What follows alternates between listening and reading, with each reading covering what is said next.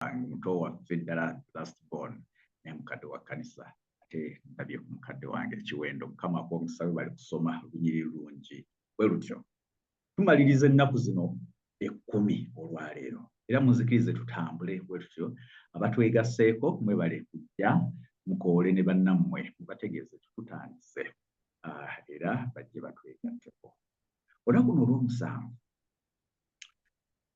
ku mutwe ogwagu gwe tutambulirako ogugamba nti nno naye ggwe bw'osaba naye ggwe but you but me Lennon when I pray.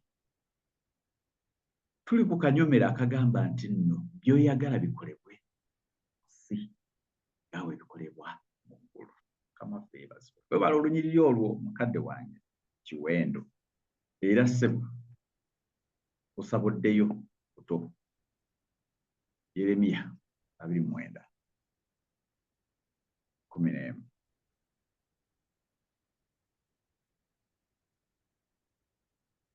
Gy'oli mukadde?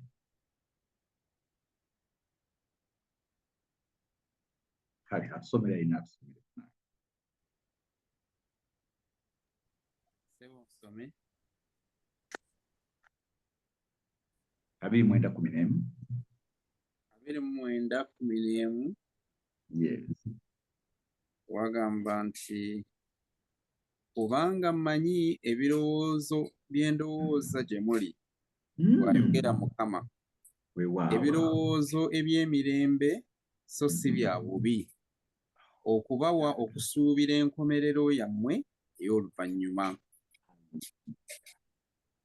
Abaagalwa, wulira ekigambo ekyo, ebisuubizo bya Katonda. Bannange, Mukama yeebazibwe. Agamba for I, kubanga mmanyi, mu Luganda bw'atyo bw'akyogera. Mu Luzungu n'agamba for I know the plans I have for you. Good News nejja negamba for I alone, nze nzekka amanyi enteekateeka ez'obulamu. Nze mmanyi enteekateeka ez'obulamu bwo, kubanga mmanyi ebirowoozo by'endowooza gye muli. Bw'ati bw'ayogera mu Luganda. Mu Lusungu n'agamba for I know the plans I have for you. Nze Katonda, nze nzekka amanyi enteekateeka, singa tukyusa kutereeva okuva mu Bayibuli wano. Nze mmanyi enteekateeka z'obulamu bwo. I have the plans for you, declares the Lord. Plans for welfare. Enteekateeka z'obulamu bwo obwa bulijjo. Koza version yange wano eya Bayibuli. Plans for your welfare. Kigundu ki ekineeraliikiriza Katonda wabanga amanyi enteekateeka z'obulamu bwange? Welfare yange. Plans for your welfare. Very good. And not for evil.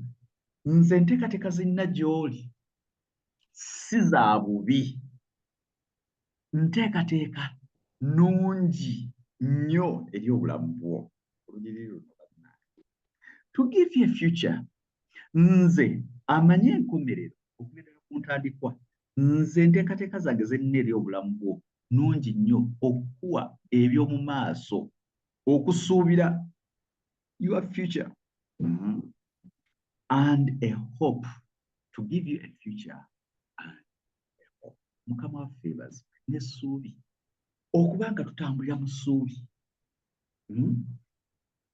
Eri mu Lomalinda University waliyo bakola research. Era research eno gye baakola yeeriwa. Bagikola ku Badventist. Abadventist bawangaala. Ekibawangaza nno si kirala. Ensonga ziizino. University yaffe ya Lomalinda n'ekifaawo eri wonna wonna. Ekiwangaza Abadventist, 1, the Sabbath. Sabbiiti ya Mukama Katonda. Era jjo nabadde nga ndi nsabira mu suite of prayer. By the way, bannange twabasabidde mikwano gyaffe ng'ekkanisa yonna twabasabidde. Nategeezezzaako abooluganda ne mbagamba bannange, lwaki mweraliikirira? Ekigambo don't be afraid kiwandiikibwa emirundi 80 times it appears in the Bible. Tiweraliikiriranga. Lwaki? Katonda oyo omulungi alina enteekateeka nnungi ery'obulamu. Very beautiful, wonderful plans for you and plans for me. Enteekateeka nnungi ery'obulamu bwange. Lwaki neerali? Lwaki mbulwa otulo? Why would I fail to sleep? Lwaki mbulwa appetite nga sirya? Embagamba temweraliikirira mikwano gyange. Katonda alina enteekateeka nnungi ery'obulamu. Okutuwa essuubi. Abadventist ekibawangaaza ye Sabbiiti. Okukuuma Sabbiiti 24 hours in the presence of the Lord. Essaawa 24 ng'ebirowoozo bye biri wamu ne Katonda wo. Okuyimba obuyimba obulungi obwo nabategeeza ekkanisa nze njingiramu 96. Bwe njingiramu 96 era jjo nagambye abooluganda nga nasubwa nnyo. Emyaka giri gyonna emyaka gyange egyasooka nga siri mu kkanisa y'Abadventist. Kadde omuntu agamba pastor ate naawe era teweeraliikirira nedda. Katonda yakola enteekateeka nga awo olina okuyingirira ekkanisa. Kale no problem. Naye Abadventist bawangala okuba nti babeera ku kkanisa olunaku lwonna bayimba obuyimba nga bwe tuyimbye obulungi obwo. Liddayo eka, that song abaana bange balwagala nnyo. Nange ndwagala. Kuluyimba nnyo wano awaka. Kakati okuyimba obuyimba, okuwaayo obujulirwa, okusoma Bayibuli eno abaagalwa, ogisoma. Ekigambo kya Katonda kiwooma. Ebiseera ebyo byonna having fellowship. Sitaani akoze obukodyo okutumalako embeera ey'okuba ne fellowship. Very sad. Kubanga atujjako ekyo. Naye Abadventist okubeera ne Katonda waabwe essaawa eza 24 kibawangaaza. Lwaki? They are having fellowship with their God. Bali wamu ne Katonda waabwe abazza bujja. Bwe tubeera nga tuyimba, bwe tubeera nga tuyiga ekigambo kya Katonda, tuzibwa bujja. The angels are at work. Bamalayika bali mu kukola eby'obulamu bwaffe. Essaawa zino tugaba n'ekigambo. Naye kati bamalayika bali mu kukola mu bulamu bwammwe. Abalwadde baba bawona essaawa zino physically. Abo abalina endwadde y'ebirowoozo bali mu kuwona physically. Bamalayika ba Katonda bakola at this particular hour nga tuyiga ekigambo. Sabbiiti Katonda n'agiwa omukisa, n'agitukuza. Mu kugitukuza Sabbiiti atukulizaamu n'abasinza ku lunaku olwo lwa Sabbiiti. Kyokka Sitaani takyagalira ddala era akola obukodyo bwonna abantu bajja ku Sabbiiti. N'abawa emirimu ku Sabbiiti, n'abawa ebirowoozo ku Sabbiiti. Bali mu kyaki naye nga ate bali mu mirimu. Essimu kakati Katonda ate yatuwa tekinologi. Kakati abantu bakola.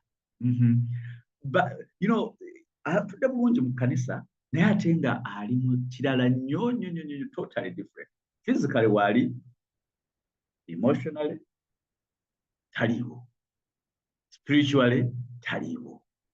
Ebyo byonna omulabe abikoze. Naye abo bonna abasinza mu mwoyo ne mu mazima ku Sabbiiti bakifunamu nnyo era ogenda okakkana nga obulamu bwabwe bukyusiddwa. Meeting on Sabbath. Enteekateeka za Katonda z'alina gye tuli lunaku lwa Sabbiiti za njawulo nnyo. So ensonga emu ebawangaaza yeeyo. Then okulya obulungi n'okuwummula, resting. Ebintu ebyo byonna okutambula ku principles za Katonda ze zimu ku nsonga eziwangaaza Abadventist. Eyo ye research eyakolebwa eyo mu yunivasite yaffe ya Lomalinda. Anyway, twebaza Katonda naffe atukulembedde okusinkana wano olwaleero. Byoyagala bikolebwe mu nsi nga bikolebwa mu ggulu. Kubanga ebirowoozo byange gye muli, gy'oli. Olunyiri luno njagala tulupersonalizing. Lube lulwo gwe, not the entire congregation. Si abantu bonna. Lube lwange Kiggundu era nze ndwetwalira nnyo. For I alone. Nze nzekka nzamanya enteekateeka ey'obulamu bw'oku Kiggundu. Enteekateeka z'obulamu bwange Katonda ziri mu mikono gye. Abaagalwa, ekigambo ekyo kikulu nnyo. Lwaki? buli omu ali wano alina enteekateeka. Omwaka guno gutandika, buli omu akoze New Year's resolution. Very wonderful. Fena tulina enteekateeka kituufu. Ate ezimu ze tukola za biseera biwanvu ate nga n'endala za buli lunaku. Wonderful. Entakera mu ssaala zaffe tusinga kunoonya buyambi bwa Katonda na mukisa gwe mu nteekateeka zaffe mu kifo ky'okunoonya byakagamba enteekateeka za Katonda. God's plan. Ffe tunoonya nteekateeka za Katonda eri obulamu bwaffe. Naye ffe kye tukola tunoonya buyambi bwa Katonda na mukisa mu nteekateeka zaffe. You know, God has a plan. Naffe tulina ezaffe naye Katonda tumunoonya ku lw'enteekateeka zaffe. Kino kitulaga bulungi nti tulina kugoberera nteekateeka ya Katonda. Lwaki? Katonda ye ssenkulu. Tulina kunoonya nteekateeka ya Katonda okusobola okufuna emikisa gya Katonda n'ebibye fast. Mu ssaala zaffe abaagalwa twettanira nnyo okutegeera Katonda. Twettanira nnyo okutegeeza Katonda ky'alina okukola nga kifaanana nga ffe abasabi, ffe bassenkulu. Bassebo ne bannyabo, Katonda ye ssenkulu. God is the Lord. Ye mukama w'obulamu bwaffe. So si ffe okuba bakama b'obulamu bwaffe n'enteekateeka zaffe. He is the Lord. Era agwanidde ffe, era ye Katonda ssenkulu w'obulamu bwaffe n'enteekateeka z'obulamu bwaffe, agwanidde okututegeeza bye tuteekeddwa okukola. Katonda yalina okutulaga ebyokukola. Mwanyi naffe Helen G. White mu kitabo kye Steps to Christ, page 70, ayogera ebigambo bino. Agamba bw'ati: buli lukya takabanira okwewonga eri Katonda olw'entambula y'olunaku lwo gwe.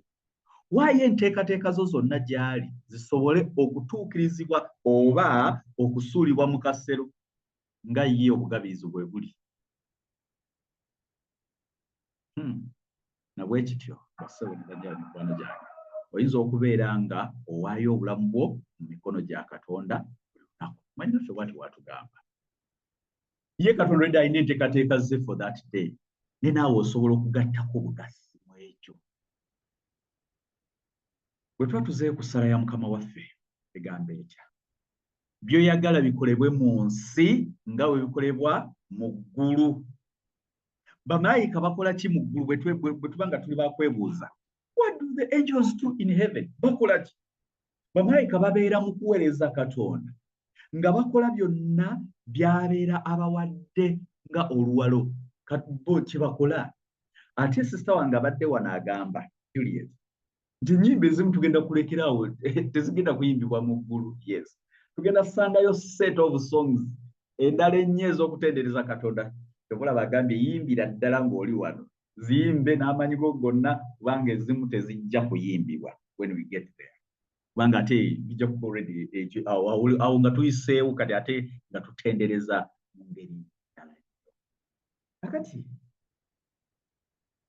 bikolebwe mu nsi nga bwe bikolebwa mu ggulu.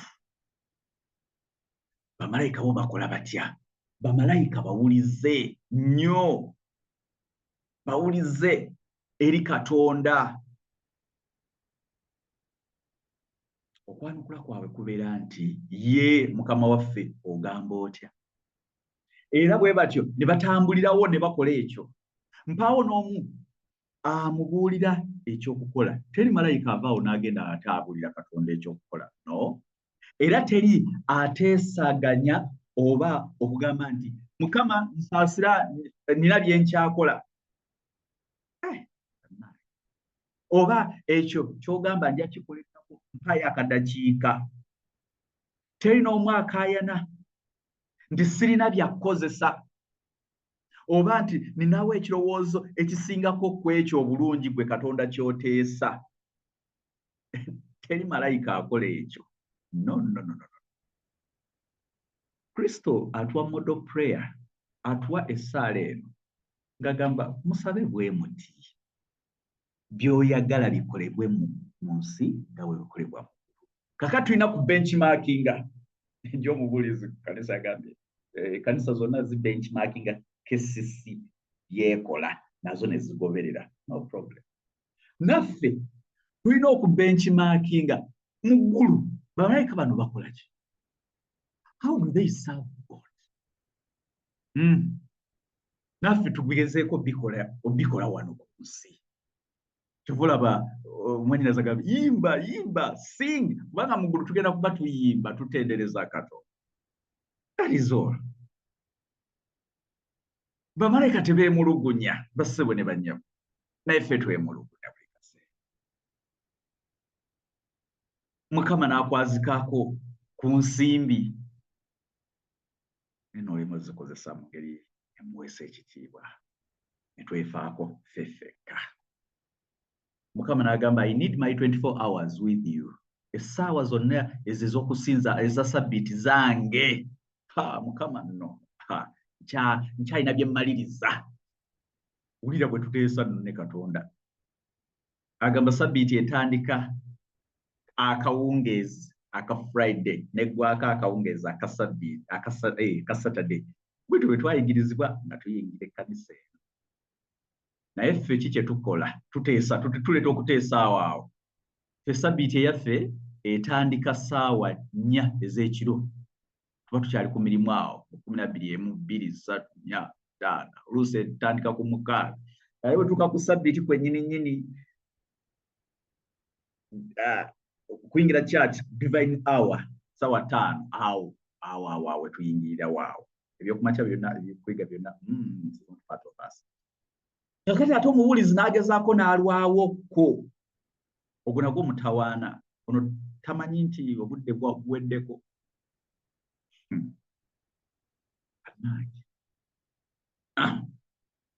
Awo sabbiiti ffe yaffe neggwako ku ssaawa 6:30. Pasita Kajja ayogera ebigambo n'agamba naye Abadiventi bannaye twabaaki. Tuyimba akayimba sirika divine hour. Kakati Katonda ajja. Era Katonda bw'ajja ku divine hour awo ne tumaliriza omuntu n'ayimuka. Bannange mbakulisaayo mu kaseera ak'okusinza. Ani yagamba nti sabbiiti ekoma ku divine hour? Kakati akaseera ak'okusinza kaweddewo hakati. So what next? Tuleeta ebirowoozo byaffe mu kusinza kwaffe. Katonda n'atugamba mugende. Sirina byakukozesa. Anything ne tuwaawo ensonga zonna ze tuwaawo awo. Bamalayika bwe babatuma ekyokukola tebaddamu. Baanukula bwanukuzi. Bawulize nnyo. Bakimanyi nti Katonda bw'abatuma ogenda okukola ekintu kyonna kye bagenda kyabatumye okukola. Agenda bawa n'ebikozesebwa. Mbadde nabagambye nti I'll give you a testimony. Nze obulamu bwange bwonna mbwebaliza. Kati essaawa zino njogera n'Abamerika. Mukama Katonda mukulu. Essaawa zino we twogerera ndi ku ssomero Adventist University of Africa. Saalina nteekateeka zange nze. Katonda yalina enteekateeka. Era mwebaza.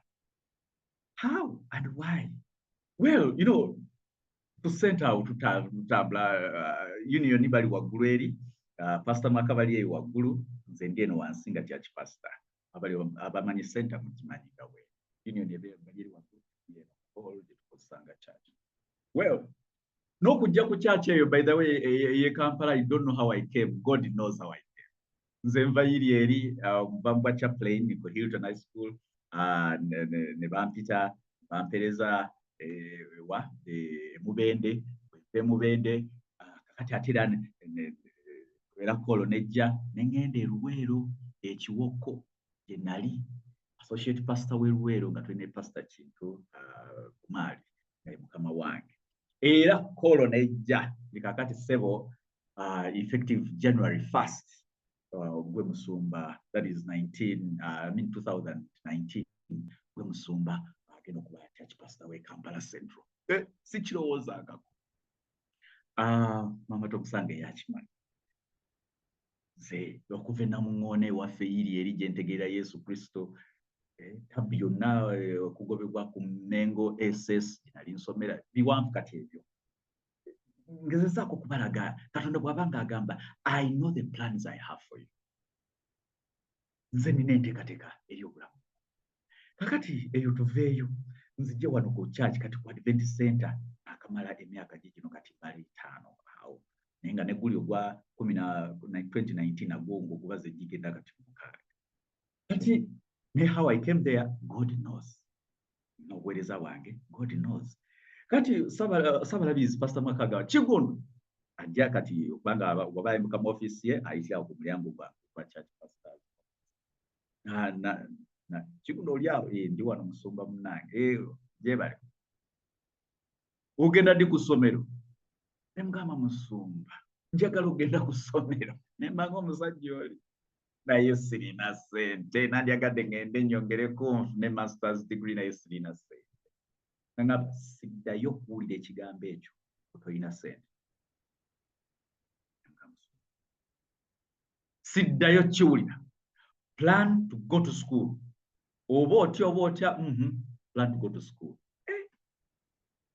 nanga Mukama Katonda ayogedde well saasira Mukama simanyi I don't know how nenyamba ngende ku ssomero abaagalwa nenkiteeka mu kusaba nenkiteeka mu maaso ga Katonda Mukama njagala ogenda ku ssomero naye I don't know please may your will be done kyoyagala kikolebwe ebyobulamu bwange njagala bategeeza abaagalwa to cut the long story short ndi ku ssomero Amen. Adventist University of Africa. Amen.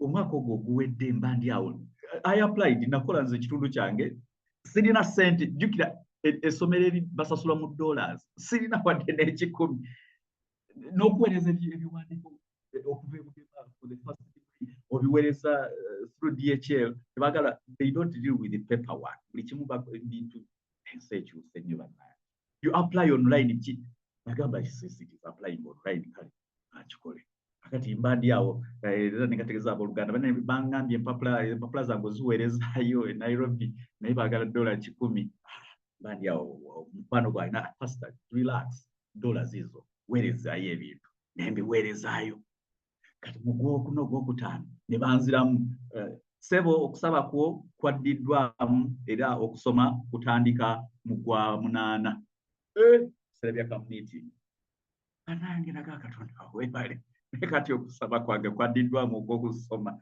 naye sirina wadde n'olwataano olugendo okuntwalayo ate basasulira mu dollars 2,400 kuliko accommodation na tuition nenkwata admission wet nenjiteeka mu maaso ga Katonda kati olaba bampa nti naye bino ka school fees simanyi zigenda kuvaawo ate nze nganze I'm ready to go to school asebo njagala okubategeeza abakadde b'ekkanisa baatuula nze gye saamanya ne musumba lwaki togenda ku ssomero sinabategeezaako ngu I applied ne bakama bange ba Central Uganda Conference sinabategeezaako nti I applied ate ng'olina okubanga wabategeeza ebyokusoma biki byonna naye abakadde ne bagamba no pastor olina okuddayo osome ne bagamba katofaayo we shall look into that matter era budgeti tujja kulaba kye tukolera nga church tofaayo we shall consider you in the budget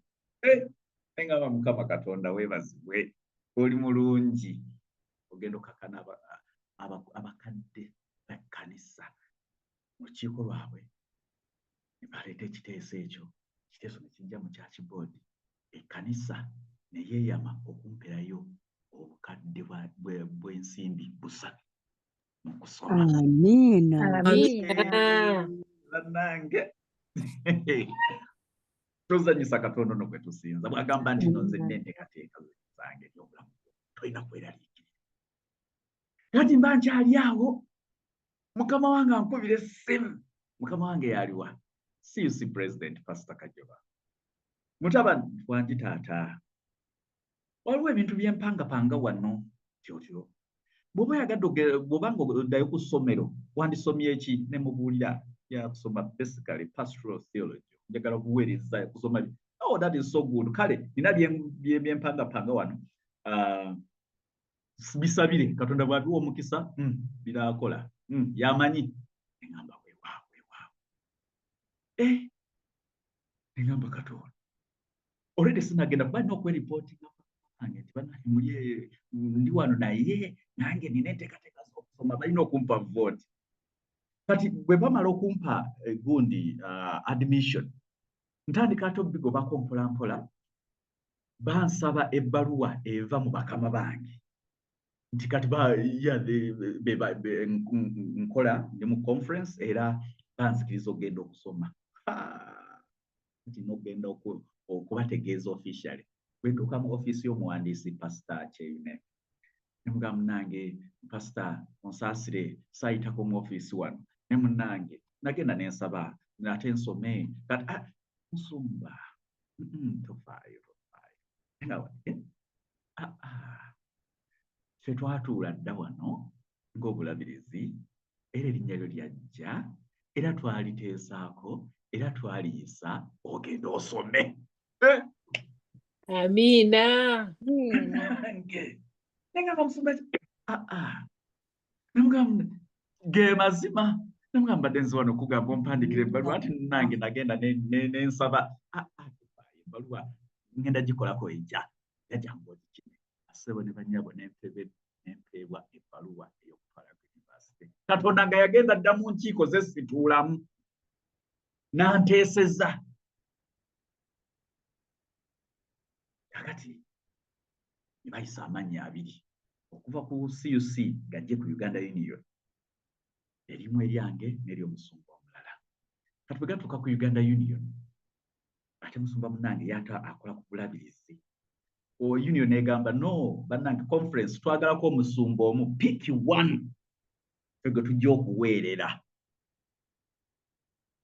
on this Uganda Union bursary of course banka teoli yali eri ate nze neeno okuloko kyaki era bakama bange ne balonda munnange oli omulala ne baweereza erinnya ku Uganda Union kakati eryange ne libanga lipendinga I have the vote from the conference to go to school but now I don't have the funds Katonda ekyo nga already yakiraba dda era abayunion ne bagamba akigundu weba nali nze nga pastor Makamu tegezaako I want to go to school ki kati kale ffe nga union we respect what your entity says kakati balonzeko muno kale you'll be pending tulilaba maaso say what to do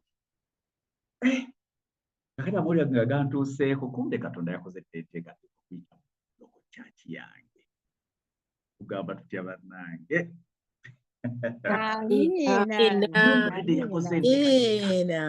Amina nnyo kubanga erinnya lyo likyapendinga ku Uganda Union no loko kyaki yo ate weeri etaddewo omugo miliyoni ezo 3 zintandisa okusoma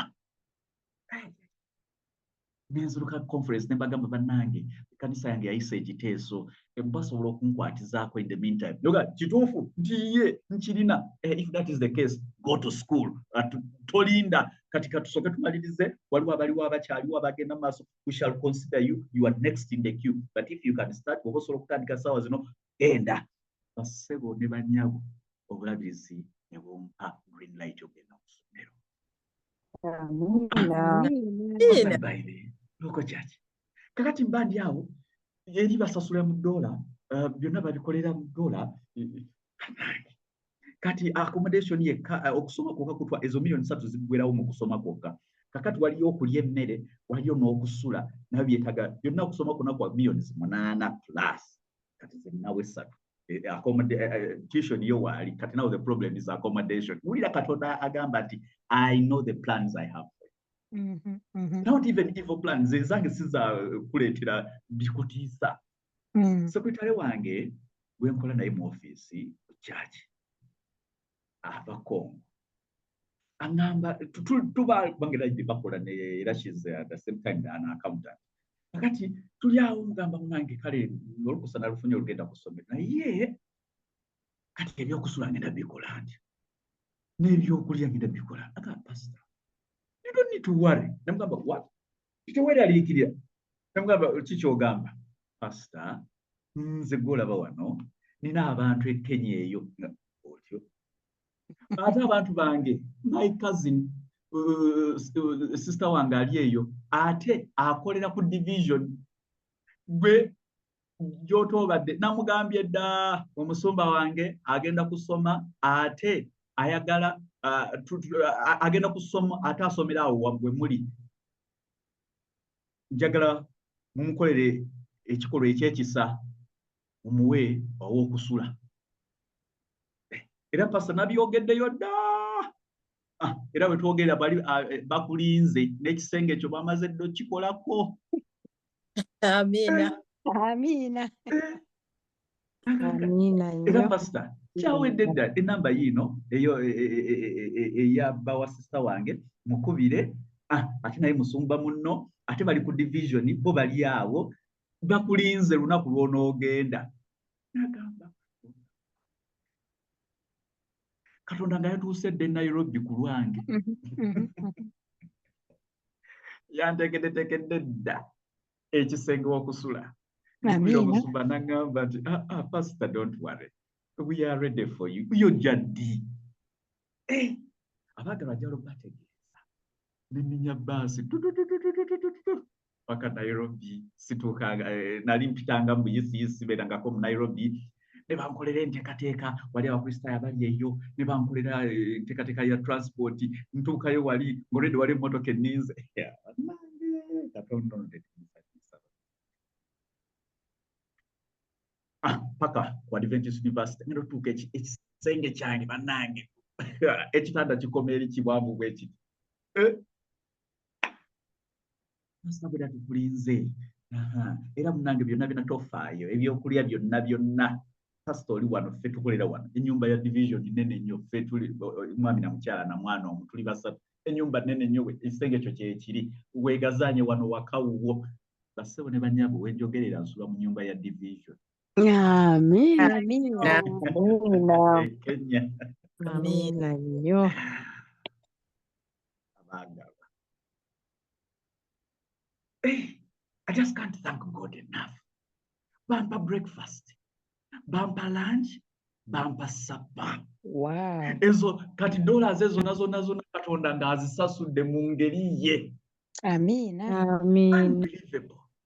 Kati juzi December nga tumaliriza babawa holidays. Kati bava Congo, omukyala mu Congo, ate omwami Munyarwanda ava Burundi. Kati babawa time to go back to their local countries. Kati bagamba pastor ffe twegende nda ffe tuli mu holiday. Sebo kakati ennyumba tugikulekedde. Bannange bandekere.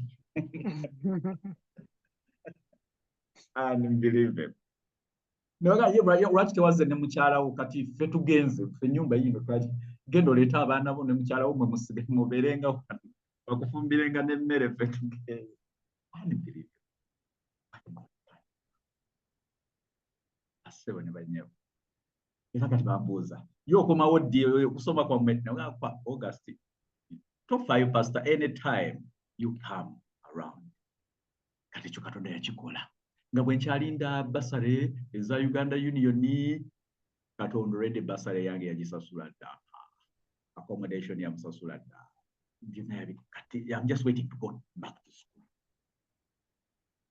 Katonda bw'akola ebyamagere. Assebo ne bannyabo twebaza Katonda. Akola ebintu bye mu ngeri ze. Era bamalayika tebabuuza. If it is time to go, you go.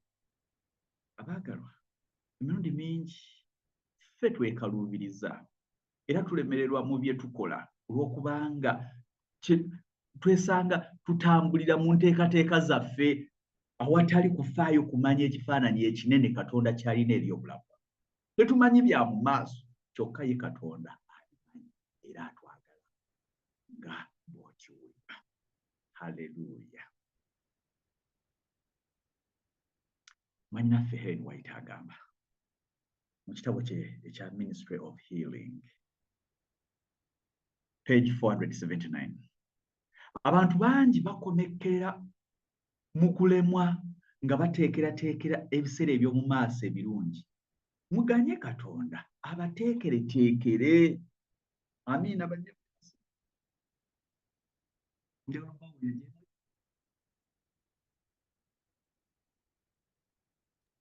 Hello? Amiina. Katonda tagezangako kukulembera baana be mu ngeri ekontana ne gye bandironzeewo okukulemberwa singa baali basobola okumanya enkomerero ku ntandikwa wamu n'okwawula ekitiibwa ky'omulamwa gye bali okutuukiriza nga bakolera awamu naye. Mukama atuyambe tukolere wamu naye. Tukkirize omukono gw'okutukulembera. Ministry of Healing, page 58. Olina okumanya Katonda ky'ayagala okusobola okukikola. Era olina n'okuwuliriza nga oyita mu kusaba. Kyakugamba kirina amakulu mangi nnyo okukira ku ggwe ku ebyo byonna by'omugamba ggwe. Tetwetaaga okufuna obumanyirivu obw'obwebange mu kwettanira okumanya Katonda ky'ayagala. Buli ssekinnoomu ku ffe alina okuwulira ng'ayogera eri omutima gwe Katonda wakati mu kubeera nti buli ddoboozi isirise era nga mu kasiriikiriro ako tulindiridde mu maaso ge emmeeme entebenkevu esobola ddala okwawula eddoboozi lya Katonda. Amiina. Bassebo ne bannyabo, twogera eri Katonda nga tuyita mu kusaba era n'ayogera naffe okuyita mu kigambo kye. Okusaba n'okuyiga ebyawandiikibwa bulijjo bitambulira wamu, tebirina kwawukanyizibwa ebbanga lyonna. Bayibuli eddoboozi lya Katonda ng'ayogera gye tuli mu ngeri ya bulijjo nga bwe twandiwulidde n'amatu gaffe. Katonda ayogera kuyita mu kigambo kye. Take off time and read the word of God. Study. Ekigambo kiyige, wuliriza eddoboozi lya Katonda, wulira enteekateeka za Katonda z'agamba. Era tusobolera ddala bassebo ne bannyabo okumutegeeza ebyetaago byaffe weewaawo, kubanga tukubirizibwa okumutikka emigugu gyaffe gyonna mu Peetero ekisooka 5:7 bw'agamba. Tewali buzibu bwonna bwe tumusaba obuyambi, wabula tekitegeeza nti obeera omutegeeza ensonga gy'atamanyiiko wadde. Katonda edda agimanyi, wabula obeera owaayo okukkaanya kwo asobole okukuyamba. Katonda yatuwa ebbeetu ery'okwesalirawo. Very good. Era okusalawo kwaffe akussaamu nnyo ekitiibwa. Era Katonda teyingiza mu mbeera yaffe yonna ng'atukakaatikako by'ayagala, wabula ye atulindirira bulijjo okumusaba. Very good. Atulindira bunaku tumusabe, okulondawo ye okutuyamba, so si ffe okwekolera. Olwo nno n'alyoka yenyigira mu nsonga zaffe. Mikwano gyange akawungezi k'olwaleero, waye Saala. Very good. Yiga ebyawandiikibwa, fumiitiriza, waye ebyetaago byo wamu n'enteekateeka ze eri Katonda. Yes. Era saba Katonda akukulembere wamu n'okukulagirira byonna by'olina okukola. Enteekateeka za Katonda zonna z'obeeranga osoosowazanga mu bulamu bwo. Sooka onoonye Katonda, n'oluvannyuma omwesige nti ajja kukukolera ku bwetaavu bwo bwonna nga bwe yasuubiza eri Matayo 6. Amiina. Matayo 6:3. Noonya, sooka onoonye obwakabaka bwe, ebirala byonna ebirala byonna, kakati mention anything, byonna biri mu everything else will follow. Gamba bugambi nti Mukama nzuuno, Mukama nkozesa leero, olunaku lwa leero nze simanyi bino bye ndowoozaako, njagala kukola kino, nkola kiri, naye ggwe Katonda kola ekisinga. Saba Mukama bawomesa nga tulowooza ku bigambo ebyo, ye mweteefuteefu okutukolera n'okusinga ffe bwe tulowooza kwa Yesu Mukama waffe. Amiina. Amiina nnyo. Amiina nnyo. Amiina. Kakati munzikirize banga tugenda butereevu ngatteko ekyokujja kyaffe ekiddako katono nnyo then tulyoke tubeeko bye twogera katono nnyo.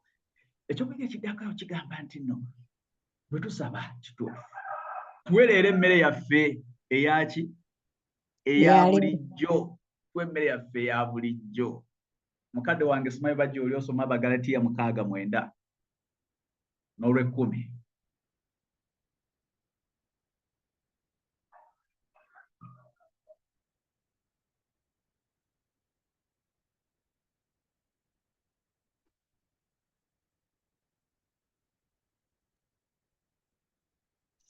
Mukadde gy'oli Abagalatiya 6:9. Kanze nsome Abagalatiya 6:9. Abagalatiya 6:9 agamba bw'ati: tuleme okuddiriranga mu kukola obulungi, kubanga ebiro bwe birituuka tulikungula nga tetuzirise. N'olw'10. Kale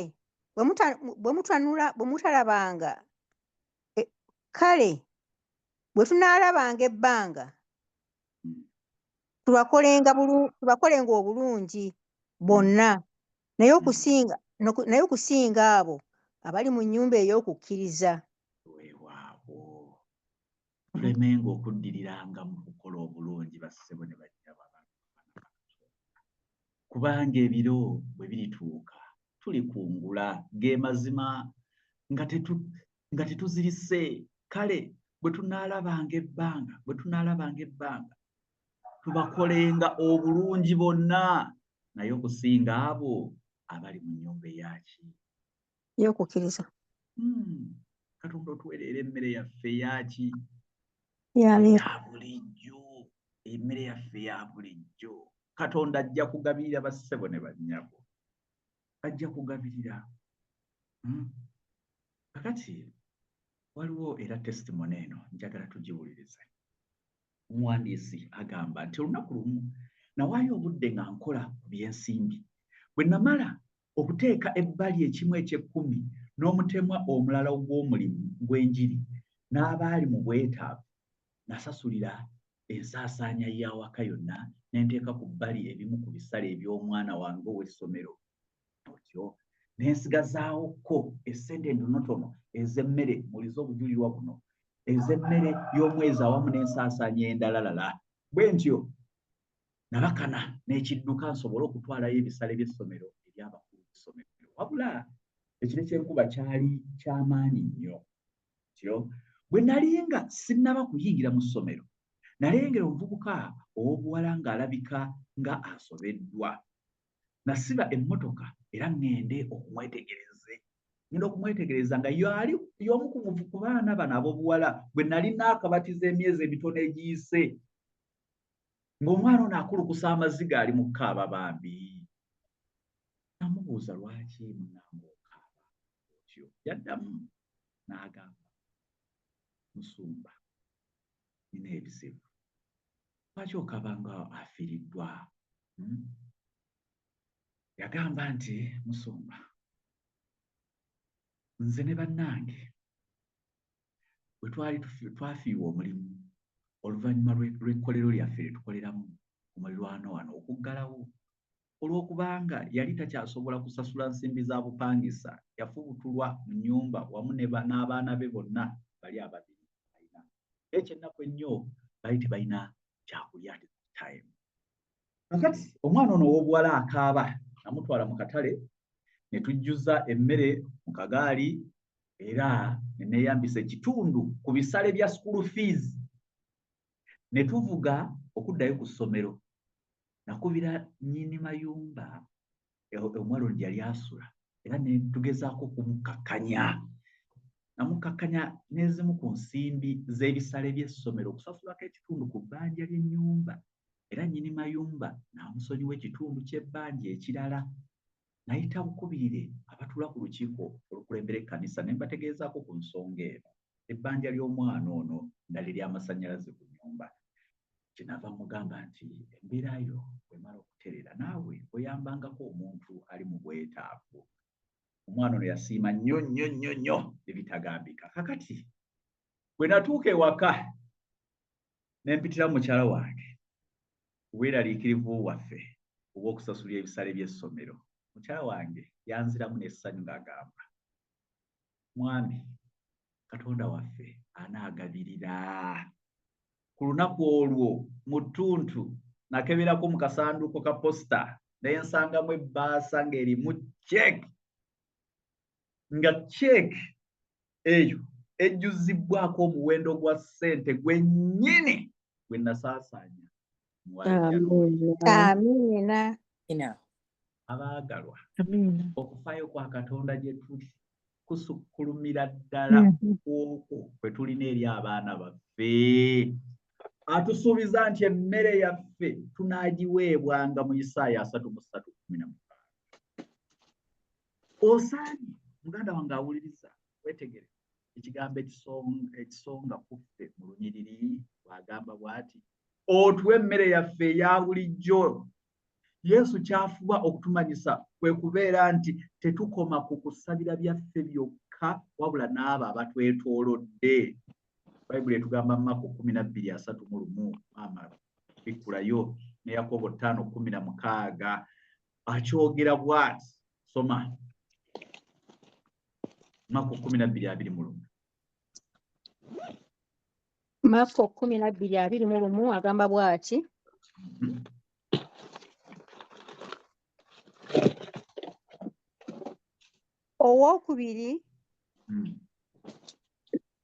Owookubiri n'amuwasa. Owookubiri n'amuwasa n'afa, era naye n'atalekaawo zadde. N'owookusatu bw'atyo. Ogambye Mako 12:23, 21.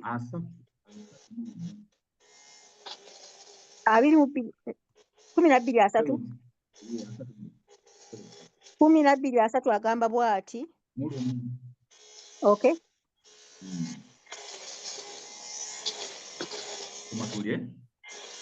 Ebyokubiri byebino nti ani atali mu myuti bannange? Papo genda mu myuti, webale nnyo. 12:31 agamba bw'ati. Eryokubiri lyerino nti yagalanga muliraanwa wo nga bwe weeyagala wekka. Tewali tteeka ddala erisinga ago obukulu.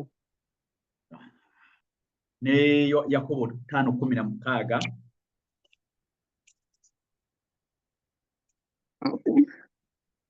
agamba atya? Yakobo 5:16 agamba bw'ati. Kale mwatulaganenga ebibi byammwe mwekka na mwekka, musabiraganenga mulyoke muwone. Okusaba okw'omuntu omutuukirivu kuyinza nnyo mu kukola kwakwo. Weewaawo twagalenga bantu bannaffe bassebo ne baye tubafengako, twetikenga emigugu gy'abannaffe, mubeereganenga emigugu mwekka na mwekka, mutuukirizenga bwe mutyo etteeka lya Kristo mu Bagalatiya 6:2 n'ebikolwa bya tumenya 3:2.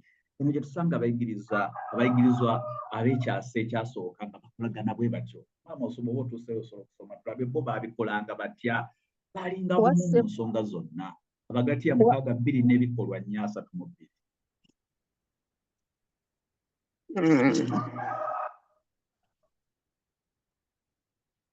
Soma Abagatiya atuuseyo. Yes, Bagatiya 6. Mukaaga mmeka? 2. 6:2 agamba bw'ati.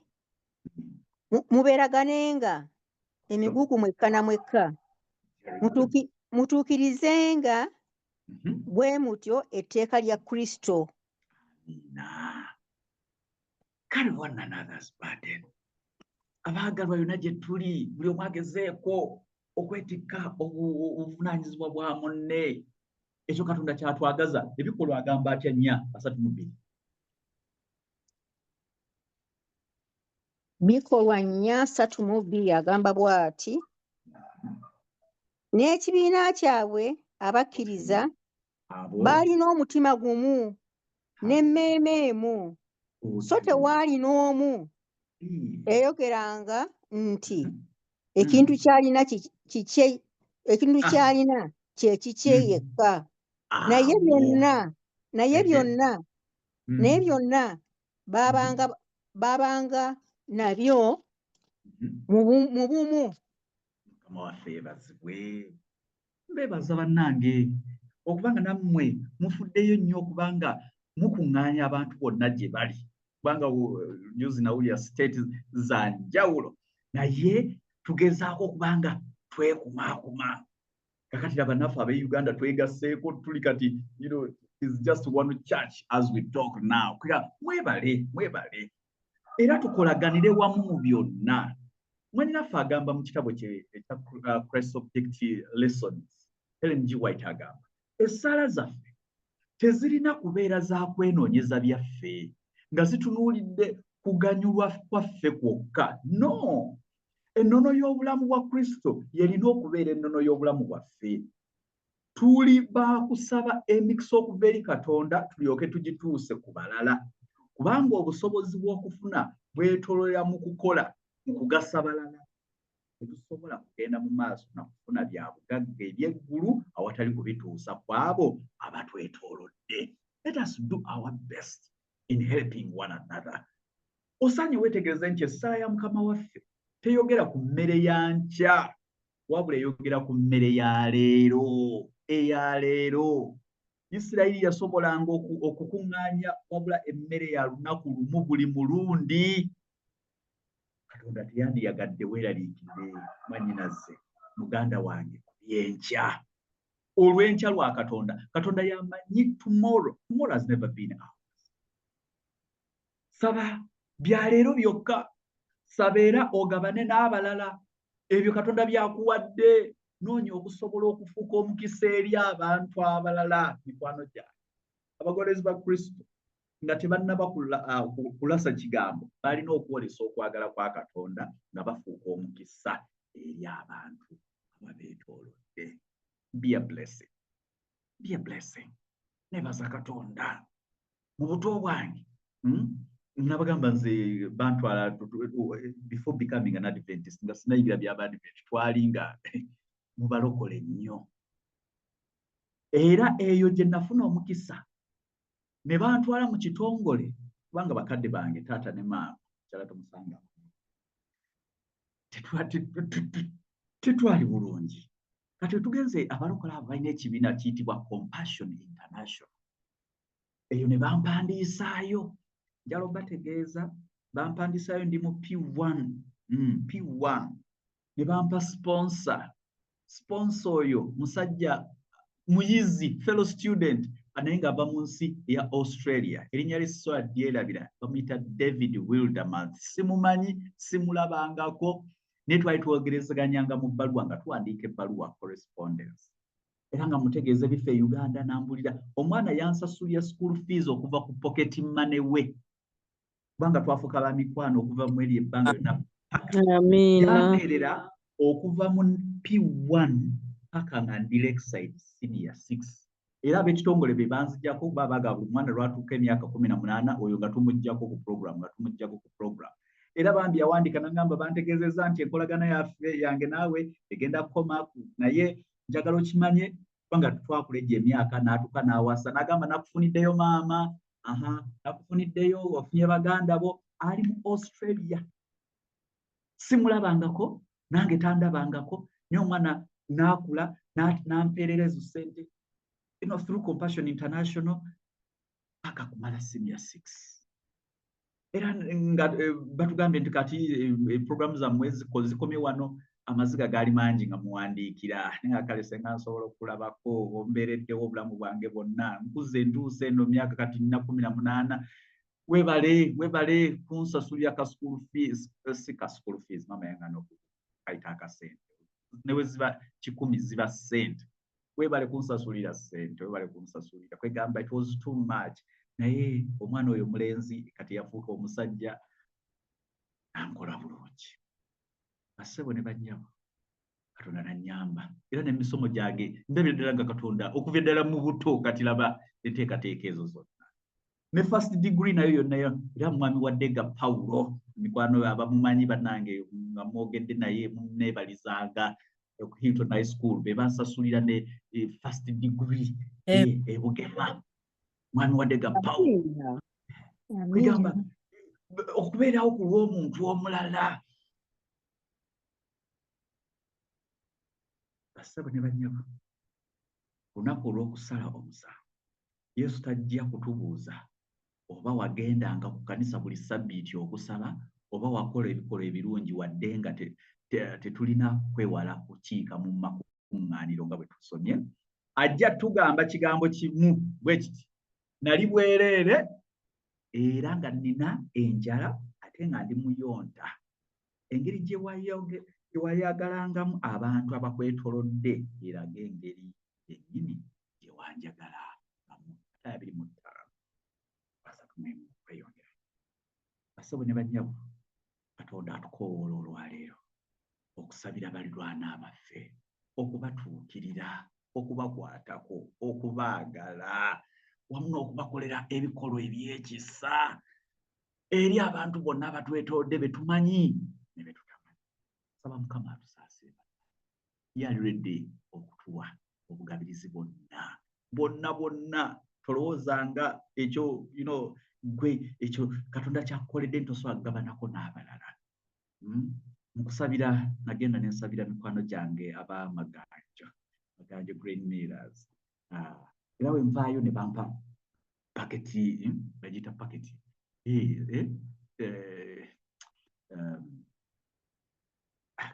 katoni kigundi ky'eŋŋano ekyo ekinene tebagayira musomunaga products zaffe zino kakati ate ng'egyo tukyaliddeko products zino genda olyeko ate bw'otusabira njalo bategeeza baagala olwatuuka wana wakaga eŋŋano nnyingi gundi bweti nengabirako mikwano gyange abatwetolodde nengenda nengabirako eri kuba amadubuka mikwano gyabwe ngula ebintu naye abirina naye nagamba waayo akanange kino kye bampaddeko kangabireko njalo bategeeza okugabako eŋŋano eno nenjiwako ab'emikwano wafuuka ate bamikwano nnyo nagamba Katonda kana katono kampadde nange kankagabireko abalala era njalo bategeeza ekikolwa ekyo ekyokwagala ate kyayongera tuleeta kuba bamikwano nnyo n'abantu saba Katonda atusaasire twagala emirwana gyaffe weewaawo bamu tebaagalikika nobakolera ebikolwa ebirungi naye ate gwe tofaayo gwekola bulungi eri abantu abo ne Katonda okusaba kwange weewaawo Amiina nnyo amiina amiina